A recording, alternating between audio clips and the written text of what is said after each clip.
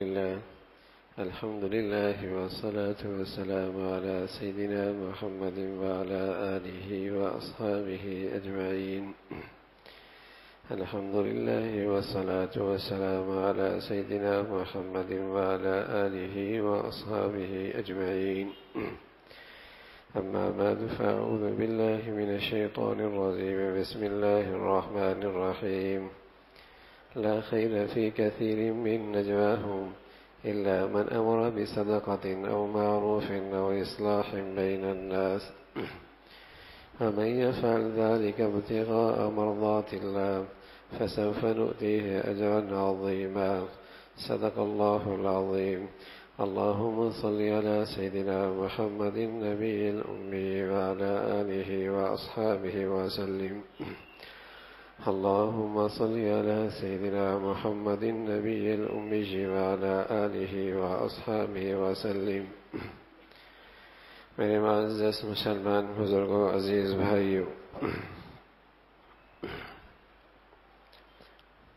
اللہ رب العزت نے ایک مسلمانوں کے لیے صحت مند معاشرہ، اس کی بنیادی ستون کا تذکرہ فرمایا ہے کہ ایک اچھی زندگی، چاہے وہ گھر کی ہو، خاندان کی ہو، سوسائٹی کی ہو، معاشرے کی ہو، ملک کی ہو، قوم کی ہو، اس کے بنیادی ستون بتلائے ہیں، اور ان ستونوں کے بغیر اچھی زندگی کا تصور کوئی نہیں، اچھی زندگی کی عمارت نہیں کھڑی ہو سکتی۔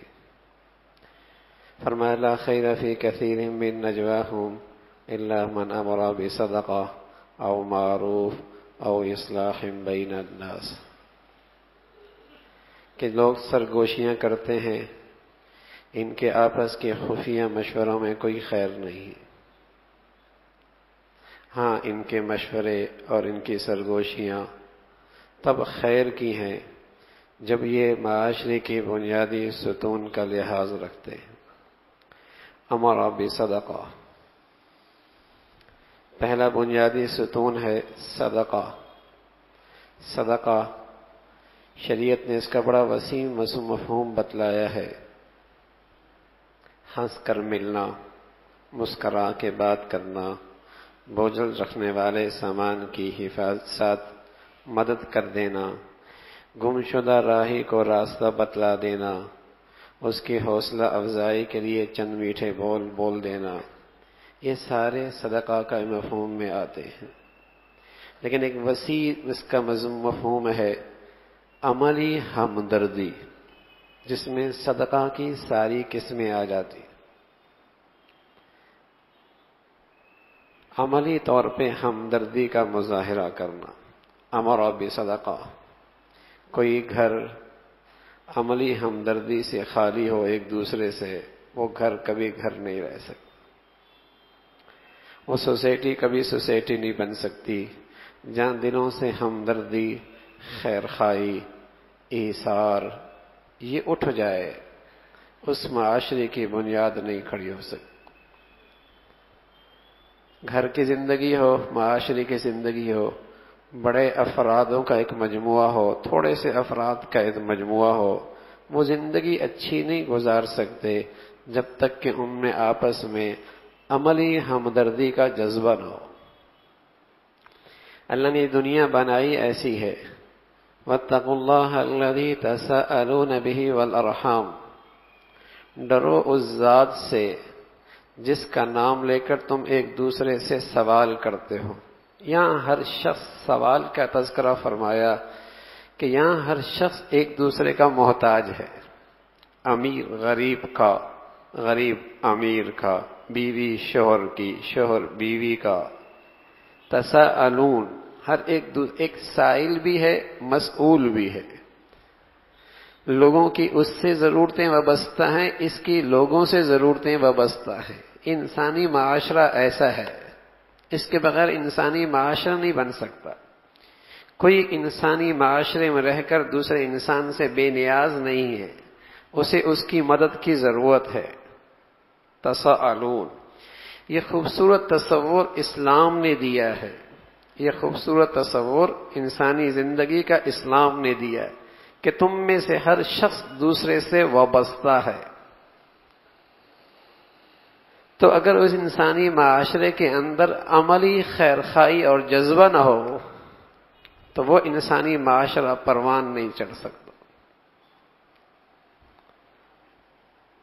اس کی بقا، اس میں خوشگواری نہیں رہ سکتی. تو فرمایا ایک اچھی زندگی کے لیے ضروری ہے وہاں صدقہ ہو، عملی ہمدردی کا جذبہ ہو. اگر گھر بنانا چاہتے ہیں، گھر سنوارنا چاہتے ہیں، خاندان سنوارنا چاہتے ہیں، سوسائٹی سنوارنا چاہتے ہیں، قوم سنوارنا چاہتے ہیں، تو اس کے اندر یہ جذبہ زندہ ہو جائے کہ وہاں عملی ہمدردی کا جذبہ. اللہ ما امر بصدقہ. دوسری چیز بتائی امر صدقۃ او معروف، نیکی کی بات کرنا.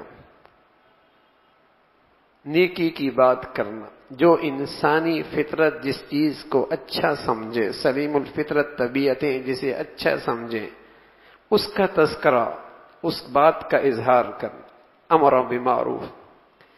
اور تیسری بات فرمائی اصلاح بین الناس، لوگوں میں باہمی صلح کرا دینا. اگر نیکی کا جذبہ بھی ہو، نیک بات بھی ہو، لیکن وہاں صلح کرانے والا نہ ہو تب بھی اس معاشرے میں خوشگواری نہیں رہ سکتی.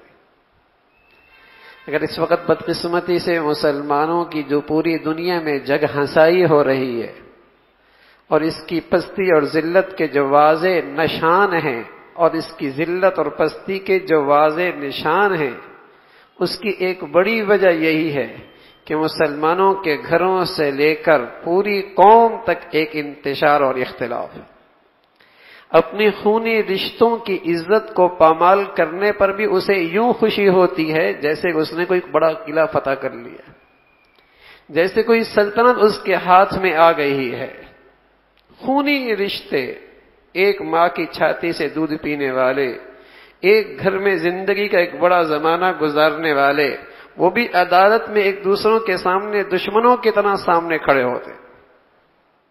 آج دنیا میں جو مسلمانوں کی جگ ہنسائی اور رسوائی ہو رہی ہے، وہ گھر کی دہلیز سے لے کر پوری قوم باہمی دستے گریبان نظر آتی.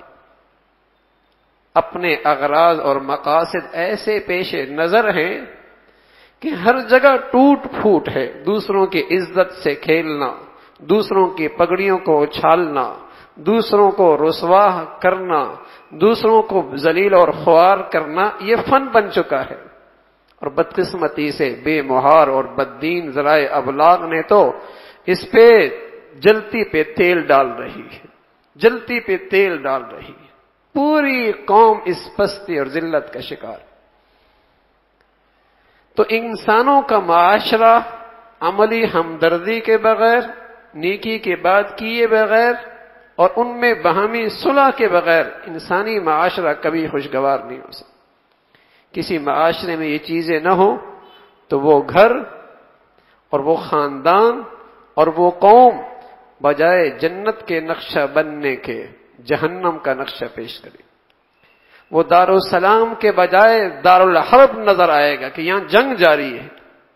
اگر وہاں اصلاح بین الناس اور ہمدردی کا جذبہ اٹھ جائے اور سچی خیرخواہی کے جذبات سے قوم محروم ہو جائے تو پھر اس قوم کو خوشگوار زندگی، خوشگوار سوسائٹی نہیں مل سکتی. میں عرض کروں مسلمانوں بھی جہاں اور بہت ساری کمیاں کمزوریاں ہیں جو اس کے معاشرے کے رگ و ریشے میں پڑ چکی ہیں، ان میں ایک بڑی خرابی ہے کہ صلہ رحمی سے محرومی، باہمی اتفاق اور اتحاد سے محرومی. قوم سے لے کر، اس کے ایوانوں سے لے کر، اس کے قومی اداروں سے لے کر، اس کے اجتماعی مراکز سے لے کر، اس کی جو اپنی نجی زندگی ہے، اس کی جو اپنی نجی زندگی ہے، جہاں باپ بیٹے کا رشتہ ہے، جہاں بیٹی اور ماں کا رشتہ ہے، جہاں شوہر اور بیوی کا رشتہ ہے، جہاں بھائی بھائی اور بہن بھائی کا رشتہ ہے، وہ بھی آج نفرتوں کا شکار ہو چکا. اصلاح بین الناس نہیں. کہ ان کے اندر باہمی صلح کرانے والے، توڑ پیدا کرنے والے، نفرتیں ڈالنے والے، توڑ پیدا کرنے والے، نفرتیں ڈالنے والے، انتشار میں مبتلا کرنے والے، اختلاف پیدا کرنے والے، آگ لگانے والے بہت ملیں گے، لیکن محبتیں، اصلاح بین الناس، ان کو اکٹھا کرنے والے ہزاروں میں نہیں ملیں گے۔ آگ لگانے والے بہت، نفرتیں پھیلانے والے، دوریاں پیدا کرنے والے بہت۔ بدقسمتی سے مسلمان قوم اس مرض کا ایسا شکار ہوئی، گھر سے لے کر میں عرض کر رہا ہوں ایوانوں تک، اور اس کے اثرات یہ ہے کہ اس کے سیاسی لیڈروں سے لے کر اس کی مذہبی بہروپیوں تک کا حال یہ ہے کہ ان کی روٹی پانی اسی کے اندر ہے کہ جب تک کہ قوم کو انتشار میں نہیں رکھیں گے ان کا گزارا نہیں ہوتا، ان کی خوراک پوری نہیں ہوتی، پوری قوم کو ٹکڑوں میں شکار کر رکھا ہے، اس کے بغیر چارہ کار نہیں، اپنے اغراض اور مقاصد کے لیے پوری قوم نفرتوں کا شکار۔ تو ایک اچھی خوشگوار زندگی کے لیے، ایک مسلمانوں کی اچھی سوسائٹی کے لیے ضروری ہے کہ وہاں خیر خائی کا سچا جذبہ ہو، صدقہ ہو، وہاں نیک بات کا چلن ہو، نیک بات کا تذکرہ ہو، مسلمانوں کی تربیت، تعلیم اور مسلمانوں کے سربراہ ابلاغ، ان کے یہ بنیادی، یہ کہیے کہ اس کے یہ بنیادی اغراض تھے، مسلمانوں کی تعلیم کے اور مسلمانوں کے سارے ذرائع ابلاغ کے بنیادی اغراض یہ تھے کہ وہ قوم کے اندر خیر خائی کا جذبہ پیدا کرے، وہ قوم کے اندر نیکی کو فروغ دے، وہ قوم کے اندر باہمی اتفاق اور اتحاد کی بات کرے، لیکن اپنے ذاتی اغراض کے لیے، چھوٹے چھوٹے مفادات کے لیے پوری قوم کو نفرت کی آگ میں جھونکا جا رہا ہے۔ اور دونوں طرف کہنے میں مسلمان، دونوں طرف کہنے میں مسلمان، اپنے ذاتی اغراض کی، میں عرض کر رہا ہوں بدقسمتی ہے کہ یہ بیماری انفرادی زندگی سے لے کر اجتماعی تک، اور جو بظاہر اس قوم کے مقتدا اور قائد اور لیڈر ہیں وہ بدقسمتی سے ان کے اندر یہ مرض اوروں سے بھی بڑھ کر صرف ذاتی اغراض کے لیے۔ حالانکہ اللہ رب العزت نے بتایا کہ اسلامی معاشرہ اگر خوشگوار بنانا چاہتے ہو اور اسے جنت کا نقشہ بنانا چاہتے ہو اور وہاں امن اور سکون کی زندگی گزارنا چاہتے ہو تو اس کا طریقہ یہ ہے کہ وہاں خیر خائی کا جذبہ زندہ کرو، وہاں بھلائی کا جذبہ زندہ کرو، وہاں نیکی کو رواج دو۔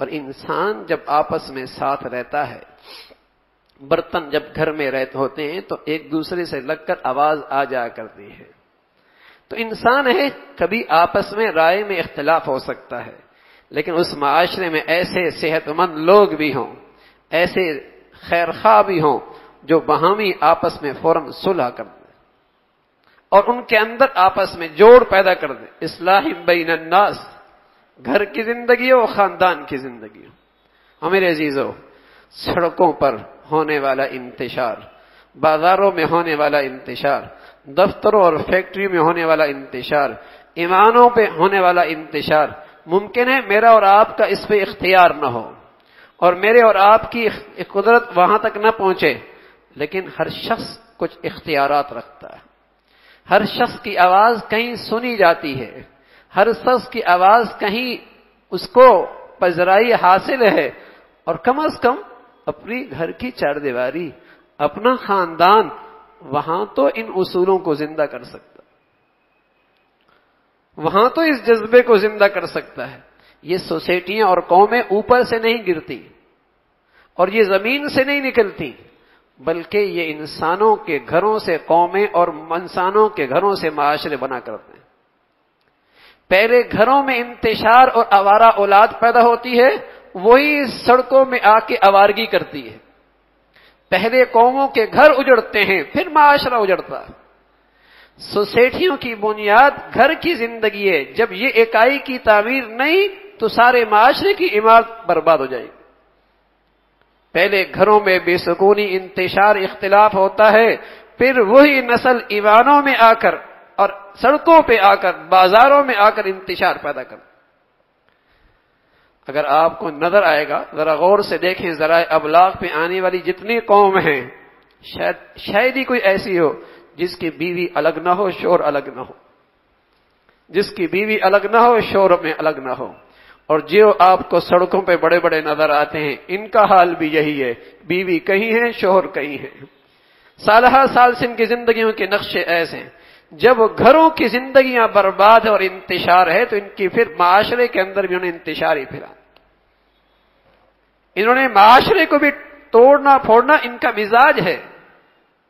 تو معاشرے کی پہلی اکائی اس کی گھر کی زندگی ہے۔ جب یہاں تعمیر ہوگی، یہاں خیر خائی کا جذبہ ہوگا، یہاں نیکی کا فروغ ہوگا، یہاں صلح جوئی کا مزاج ہوگا، باہمی اتفاق کا مزاج بنائیں گے اپنی نسلوں کا، یہی نسل معاشرے میں جاتی ہے، یہی سڑکوں پہ آتی ہے، یہی دفتروں میں آتی ہے، یہی قومی اداروں میں آتی ہے۔ ہر شخص کی ذمہ داری ہے۔ تو معاشرے کی پہلی اکائی گھر کی زندگی ہے۔ میرے عزیزو، اس اکائی کو سنوارنا ایک مسلمان پہ فرض ہے۔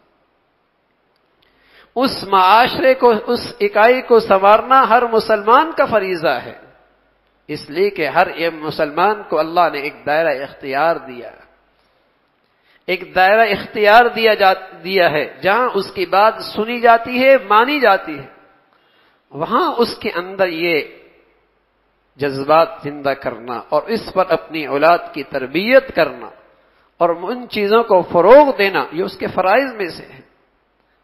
تو امر بالصدقہ، خیر خائی کا جذبہ ہو، نیکی کو فروغ ہو، اصلاح بین الناس، اور حتی الامکان جوڑا جائے۔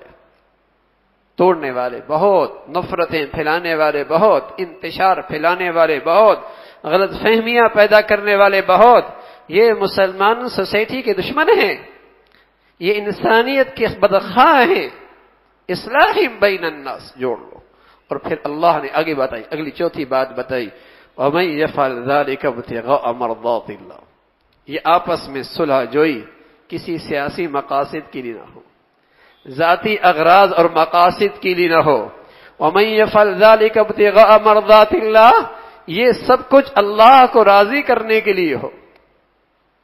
وَمَن يَفْعَلْ ذَلِكَ ابْتِغَاءَ مَرْضَاتِ اللَّهِ، پھر اللہ کہتا ہے فَسَوْفَ نُؤْتِيهِ أَجْرًا عَظِيمًا، پھر میں اسے اجر عظیم عطا کروں۔ میں عرض کروں میرے عزیزو، اس وقت یہ ایسا لگتا ہے یہ آئینہ ہے ہمارے گھر کی اور خاندان کی زندگی سے لے کر قومی آئینہ بھی یہی ہے کہ اگر قوم اور قوم کے ذمہ داران اس چیز کو سامنے رکھیں کہ ملک کا، ملت کا، اسلام کا، ملت اسلامیہ کا اللہ کی رضا کس میں ہے، تو میرے عزیزو گھروں کے اور خاندانوں کے جھگڑے بھی ختم ہو سکتے ہیں اور قوم کے اور وطن کا انتشار بھی ختم ہو سکتا ہے۔ لیکن کچھ مخلص اور خیر خواہ لوگ ہر جگہ ضرورت ہے۔ وَمَن يَفْعَلْ ذَلِكَ ابْتِغَاءَ مَرْضَاتِ اللَّهِ، یہ محض اللہ کو راضی کرنے کے لیے ہو، کسی سیاسی اغراض، ذاتی مفادات، اپنے مفادات کے تحت نہ ہو۔ پھر اللہ کا اعلان ہے فَسَوْفَ نُؤْتِيهِ أَجْرًا عَظِيمًا، ہم اس پہ اجر عظیم عطا کریں گے۔ تو اللہ کرے میرے عزیزو، کم از کم ہم اپنے دائرہ کار میں جہاں اللہ ہمیں موقع نصیب فرمائے وہاں عملی خیر خائی کا جذبہ، نیکی کو فروغ دینا، اور جہاں انتشار کی کیفیت ہو وہاں آپس میں مسلمانوں کو جوڑنے کی حتی الامکان کوشش کرنا اور اللہ کی رضا کے لیے کرنا، ایسا شخص بڑا خوش نصیب ہے اور اللہ کے ہاں سے اس کے لیے اجر عظیم کا وعدہ ہے۔ اللہ عمل کے توفیق نصیب فرما دے۔ وآخر دعوانا الحمدللہ رب العالمین۔